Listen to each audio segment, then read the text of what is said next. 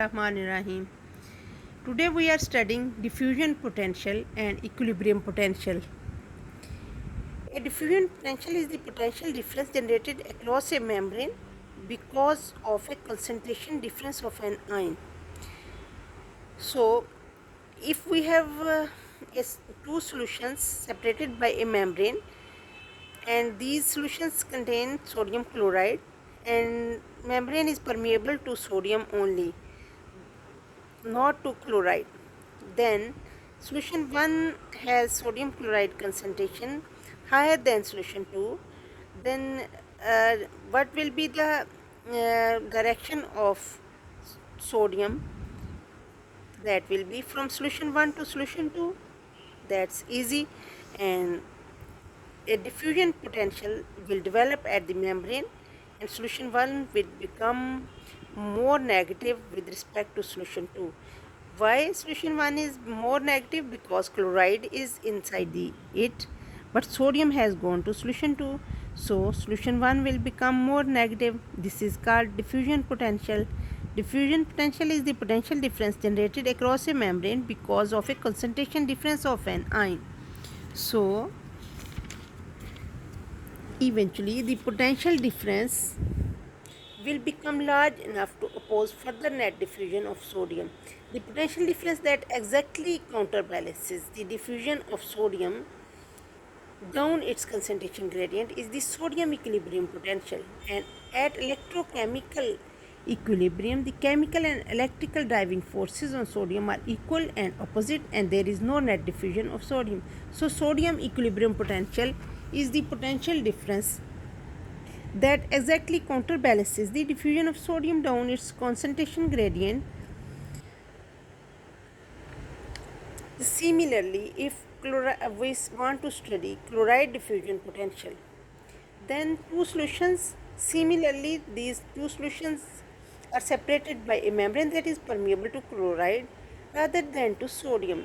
Now, chloride will diffuse from solution 1 to solution 2 down its concentration gradient, but sodium will remain there in solution 1.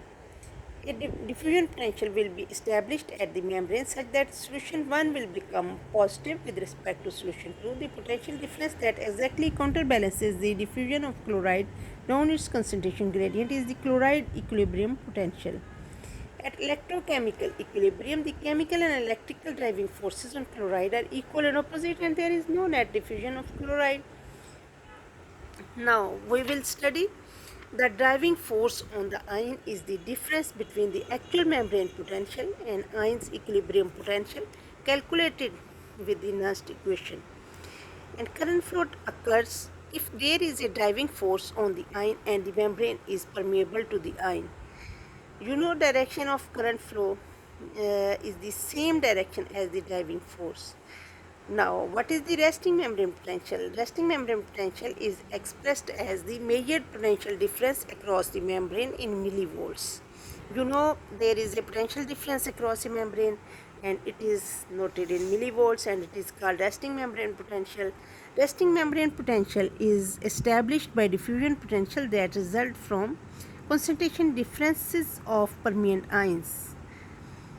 Now, we will study that resting membrane potential of nerve is, for example, minus 70 millivolt, which is close to the calculated potassium equilibrium potential of minus 85 millivolt, but far from the calculated sodium equilibrium potential of plus 65 millivolt. At rest, the nerve membrane is far more permeable to potassium than to sodium. You know, nerve membrane is far more permeable to potassium than to sodium. Sodium potassium pump contributes only indirectly to this resting membrane potential.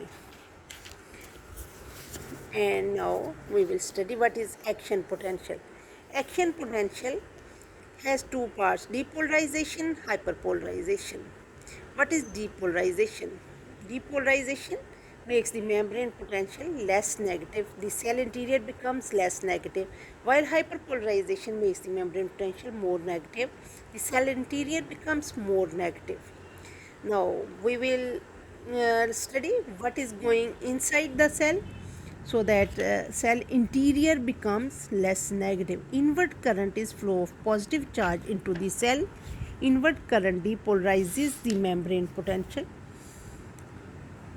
You know, depolarization is the first part of action potential, and cell becomes less negative in depolarization, and in hyperpolarization cell becomes more negative.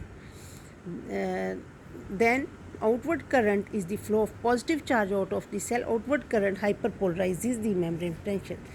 Now we understood inward current of positive charge into the cell causes depolarization, while outward current hyperpolarizes.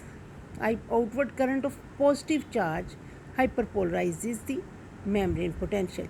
Action potential is the property of excitable cells, nerve and muscle that consists of a rapid depolarization followed by repolarization of the membrane potential. Action potentials have stereotypical size and shape, are propagating, and are all or none. Threshold is the membrane potential at which the action potential is inevitable. Now we will study the ionic basis of nerve action potential. What is the resting membrane potential? Is approximately minus 70 millivolts Cl negative. This is the result of high resting conductance to potassium, which drives the membrane potential towards the potassium equilibrium potential. At rest, although the inactivation gates on sodium channels are open, having been opened by repolarization from the preceding action potential, the deactivation gates on sodium channels are closed, and thus the sodium channels are closed and sodium conductance is low. So there is increased conduction of potassium and drives the membrane potential towards the potassium equilibrium potential. And then is upstroke of the action potential. As shown in this figure, there is upstroke of action potential. And what causes upstroke? Inward current depolarizes the membrane potential to threshold. Depolarization causes rapid opening of the activation gates of the sodium channels. Now, what causes inward sodium current? Upstroke is caused by an inward sodium current. The overshoot is the brief portion at the peak of action potential when the membrane potential is positive.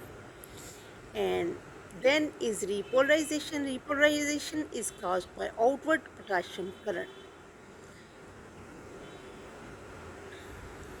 And then hyperpolarizing after potential. Potassium conductance remains higher than at rest for some time after closure of sodium channels. During this period, the membrane potential is driven very close to the potassium equilibrium potential. What is the refractory period? Absolute refractory period, relative refractory period, accommodation, propagation of action potential. Refractory period is the period, absolute refractory period is the period during which another action potential cannot be elicited no matter how large the stimulus. And relative refractory period begins at the end of the absolute refractory period and continues until the membrane potential returns to the resting level.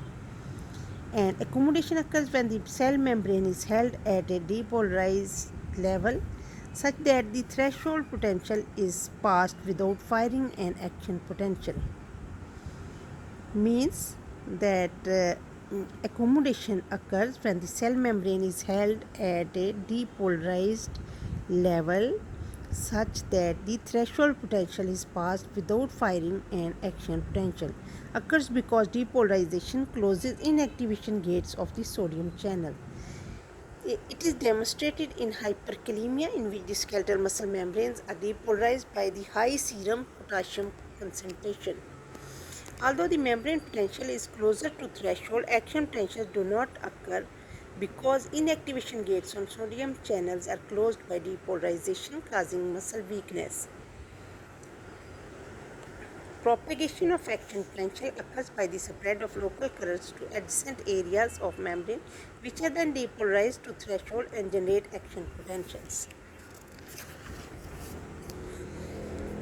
Now, here we end with the action potential, and conduction velocity is increased by increased fiber size and myelination, and myelin acts as insulator around the nerve axons and increases conduction velocity. Similarly, increased fiber size increasing the diameter of nerve fiber results in decreased internal resistance, thus conduction velocity increases. And here we end with the action potential.